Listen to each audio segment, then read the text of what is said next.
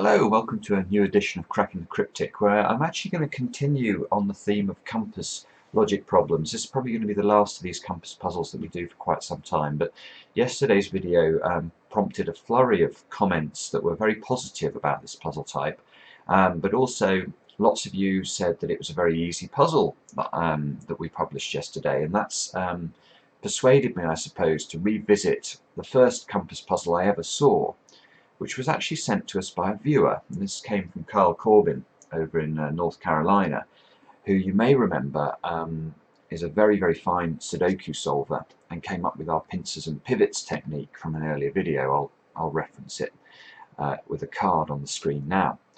Now, Kyle wrote to me about this puzzle, which he described as the best puzzle he'd ever solved anywhere. And Kyle is a real puzzle aficionado. He's gone through all of the old World Puzzle Grand Prix puzzles over the years, and he thinks this puzzle stands out head and shoulders above everything he's seen. And it's a puzzle by Robert Vollmert, the great German puzzle setter that appeared in 2014's World Sudoku Grand Prix. Obviously, this was the Germans' turn, so it's the German exam, if you like. And this puzzle was worth 75 points in that paper, which means that for the world's best solvers you're looking at sort of a 9 or a 10-minute solve. Now, if any of you are getting it done in 9-10 minutes, I'd be very interested to hear from you, because it does suggest that you should be on your national teams for that World Puzzle Championship. And the way to have a go at the puzzle is to click on the link under the video. You'll see exactly what I'm seeing here. And I'm going to talk you through how to solve this puzzle. It's not easy. And you may remember in yesterday's compass video, we started to, in terms of logic, we started to pinpoint weak squares in the grid, weak cells where particular cells couldn't be reached by particular clues, and we were able to make a lot of progress using that method. Well, the problem with employing that method on this puzzle is there's so little given information. So some of these clues, well, a lot of these clues, have completely open-ended parts to them. So this 7 square, we don't know what it's doing in an east, west or northerly direction. This 6 square, we don't know what it's doing in a north, south or east direction. So this means that there's a lot of flexibility, and we're going to have to try something different in order to make progress now. So the first place I think we need to look is this square. This has a few restrictions. You can see it can't go anywhere east, it can't go anywhere south, and it can only go 1 square north. But we don't know how many squares it could come westwards. But let's just think about the options here. So this square would in theory be possible, wouldn't it? Because that wouldn't breach any west condition. Let's make all of these squares the same colour and just think about whether that works. And the answer is no, it's not going to work, because that is going to break this clue. Because this clue needs to go 3 westward, but it's very limited in terms of how it can get there. It can only ever come 1 cell this way and 2 cells northerly. So in order to get 3 cells westward, it's going to obviously have to make a journey like that, which is going to breach the east condition, and similarly north, you know, it's never going to be able to do that. So the first, I suppose, deduction we can make is that this square is not associated with this square, and therefore, because we can't go south or east from this square, the only square north that's actually reachable is that square. So these 2 squares are connected, and that's the first thing we can deduce. Now, I guess this square. Is this square, can this square reach or make its 2 north condition if it's not in an area with this square here? So let's just think about that for a moment. Let's make these 2 squares different and see whether we can ever now make this 3-2-1 square, Ted Rogers square, work. And the answer is no, isn't it? Because although we can come down as many as we like, we have to get to north at some point. Well, we can't come to north by going this way, because we're immediately going to breach the east condition. And if we want to come to make to north by coming this way, we're going to breach the west condition. So in fact, these two squares must be the same colour. Let's make them the same colour. And in fact, we know we need two northerly cells connected with this square. So for the same reason, given that we can't ever get a northerly cell by coming this way or going that way, this square is the only option. So this completes the sort of north and easterly part of this 3-2-1 square. So now what could we do?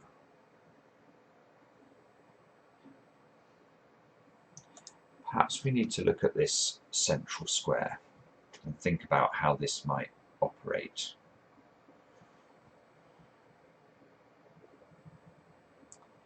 Okay, so we need to come 4 this way and 4 this way, but the 4 to the east now can't come directly there. It needs to come in some other direction. So I suppose there's 2 possibilities. It can come south and then we go across, or it can go north in an unrestricted manner because there's nothing north, and then it can go across. Now, if it comes south, we're going to have a problem, aren't we? Because we're going to have a problem with our Ted Rogers square here with coming 3 westwards, but also even if we did somehow try and come across like this, we can never come 4 eastwards because we'll run out of squares from the south condition, which is 5. So, and we obviously can't come that way and go that way because that's going to breach the west condition. So in fact, these 2 squares are connected, and we can go further than that. We know that somehow the 4 part, the eastward part of this, is going to have to be attached to this section. It's going to have to be coming across here somehow.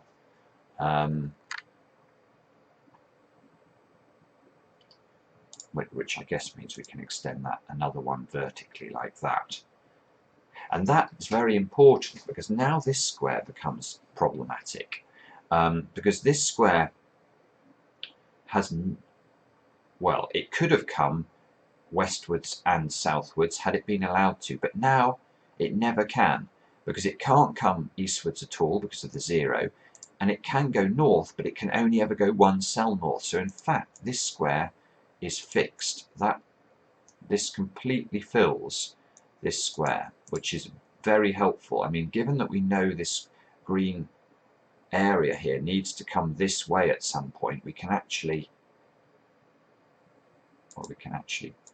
probably extend it again, but I'm not going to do that just yet. I'm just going to have a think about, I want to think about this square actually. If this square is not green, what does that tell us? So let's make it a different colour and think about how now we can complete this. We need to get 5 cells beneath the green area. Well, we can come this way and then we can start to go down, I guess. But you can see, because of the 4 restriction, we're never going to be able to get 5 cells beneath. And if we come over the top, we're going to breach the 4 condition before we can even come beneath this cell. So in fact, this cell is connected to its friend above it. Now we know the blue area needs to come this way because it needs 3 to the left of it, and so far we've not put any of those cells in, so that's going to have to come down.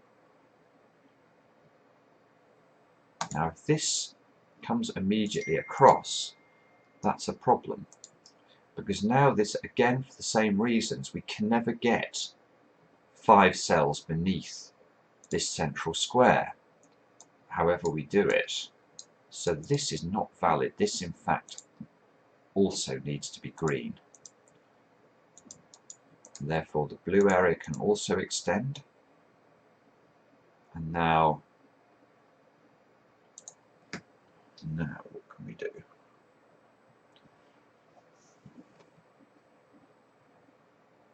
Okay. Nah, look at that. And this is, I think, part of the reason that Kyle thought this puzzle was sensational. Now we have to really think. We have to think about this square, believe it or not, and this 7 condition. Now it may look at first blush like this 7 condition in the south can, you know, do all sorts of things. There seems to be a lot of free squares that we could get to. But I'm not sure that that's true, because we know there are sort of 10 squares here, and we know 3 of them are going to be used by the light blue area, because we need to put 3 squares to the west of this area. So if 3 of these get used up, however we do that, well, there's 2 ways of doing it, I suppose. We could do it in a very brutal way, like this, and that's going to break immediately, because this central square now has to have 5 cells beneath it. Well, we know we could put this one in, that would be free. Sorry, let me just show you exactly what I mean. My phone's buzzing. But now we need 2 more cells beneath the central square. Well, if I come westwards, I could do it like that, but now this 6 cell is completely enclosed. It can't go anywhere, so that's just not going to be a valid way of working. The other option, I guess, is that this blue square comes down a bit further and then starts to make its way across, like this. And now there are 7 squares beneath the 7 area. If we put them all, make them all highlighted like that, that would seem to meet the condition. But yet again, we've got a problem with the central square. How do we fill this 5 condition?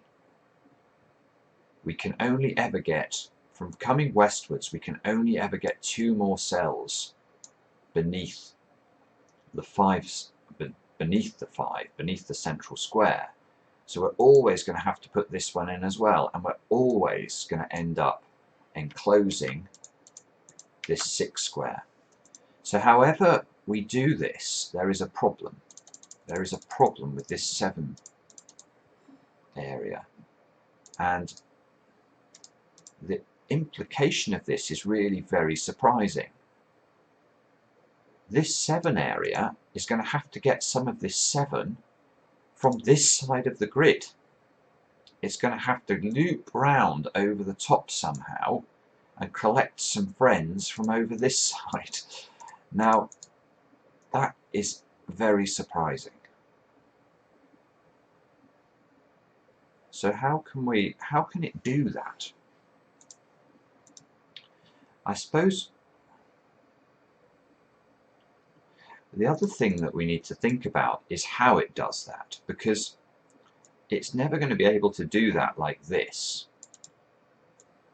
and not touch the perimeter, because if it does that, again the central square breaks, but this time because we know that we need to get some of the eastward component from these squares here somehow. So we know that this 7 square is going to hit the perimeter before this part of the grid. Now the moment we know that this 7 square hits the perimeter, and we know it ends up down here somewhere, we know nothing else can be on the perimeter between these squares, because if there is something on the perimeter, the 7 would have to move something like this and would cut off this part of the perimeter from the rest of the grid. So that's not possible. So in fact, we now know this 7 is going to be on the perimeter coming round and over the top here. And because we know this green area has to have some component, we can do this, can't we? We know this must be the case. It must come over like this, and we know it needs 4 cells to the left of it. It can't get any from down here now, because the blue area needs to come this way. And if the blue area is coming this way, it's not going to be possible for the green area to ever get to this square here by coming downwards. So in fact, these 4 on the east need to be exactly 1, 2, 3, 4. That is the only way, because we know that the 7 area needs to come down like this. So now we can start to actually fill in some of this as being connected with the 7 area. Now I need to pick a colour. Let's pick pink. So this is pink.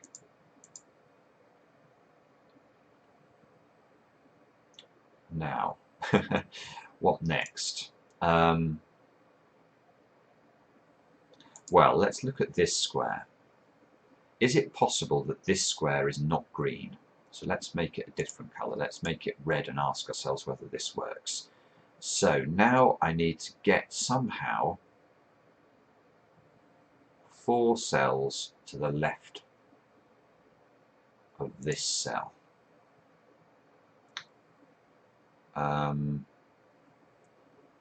Now, how can I do that?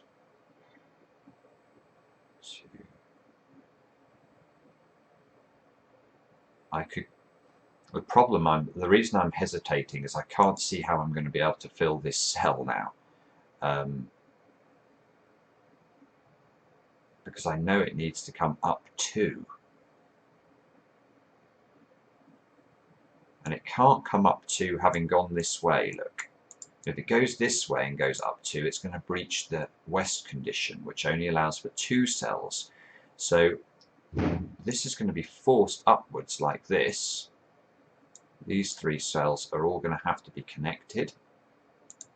And now, how do I get 4 cells to the left of this square without breaching the 5 condition? I can't do it. I can get 3, but I can't get 4. So this square actually has to be part of the green area. This is so beautifully designed. Every step you need to find the weak point. Now let's look at this square, because now I have to get a single cell beneath this square. Well, it can't ever be this square, for example, because in order to get to this square, I would have to come across 2 and go down 1, which is 3 squares to the west of it. So it's this square is the square that's connected to this one. Now, if that's the case, which colour I'm going to use for this? Let's use light blue again. This must also be connected, and now we've done all of the squares to the west of this square that we need to do, so the 2 must go vertically upwards, and this must come across 1 further. And what else can we see? Now we've locked the green square in. Look, we've locked this green area in completely. We know it can't come further west from this position. So all of the extra 3 westerly cells must be beneath it, because it's got to extend this one. But we also know we've got exactly 3 cells to use. So this 5, because we've already got 2 and we know there's 5 beneath it altogether. So every cell beneath that we extend this further must be also west of it. So this square is not part of the green area. So the green area must go there, it must go there, and now I don't know, I suppose, whether it's going to go here or here. Either of those is possible. But now this 6 square is really limited as well. This 6 square must come out like this, and there you go. Look at that. So now this 6 square has almost hit the perimeter. We know it can't hit the perimeter because the 7 square needs to come over the top. So this is purple. This is amazing. Yes, it is amazing, because look now. This square. Can this square ever not be connected with this cell? We know that we need 3 squares to the west of this cell in this area? Well, 1, 2, 3. This square must be one of them. There's no other possibility. So if that is blue, all of a sudden now, this is starting to get very interesting, because we know this square cannot be green, because we know we need a westerly square connected with this one. So this is green. Therefore now this square, the white square here where the cursor is, can only be reached by the blue area. So this is blue. And now the blue area is finished.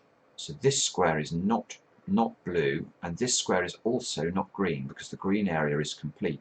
So the only colour that can get to this square here, bearing in mind that must extend 1, is purple.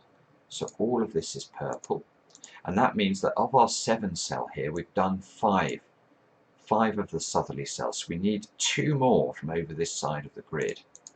Now the 6 area still needs another 4 squares westwards, so they're going to have to be like that. This comes round over the top. This area is now complete. Let's put that in. We'll label that colour. No, I'll make it green. It's better. And now let's think more. This hopefully is going to resolve itself. So I know that we've got 7 empty squares here, and 2 of them exactly must be purple, and a maximum of 1 of them, which is this square, could be in the blue area, because the blue area cannot extend any further eastwards, because we've already met its 1 condition with this square. So that means that some of these squares here must be connected to the only other area we haven't done anything with, which is this area. So that must therefore come down that far. Now I need to pick the right colour, do grey. So this comes down here like this. This must extend 1 more, because we know some of these cells must be grey, and therefore look, those 2, these are the exact 2 squares that form part of the 7 area. Now these 3 cells must all be grey, because they cannot be reached by the blue area. And there you go. And now the grey area cannot take any cells west of this square here. So this square must be blue, and that is how to do this World Championship level compass puzzle. Now I hope you guys found that a bit harder and interesting enough, and do let us know how you get on. Do let us know your times. I don't think we're going to do another compass puzzle for a while, but I thought while we were sort of in the mood, we would try one more. Thanks for watching. We'll be back soon with another edition of Cracking the Cryptic.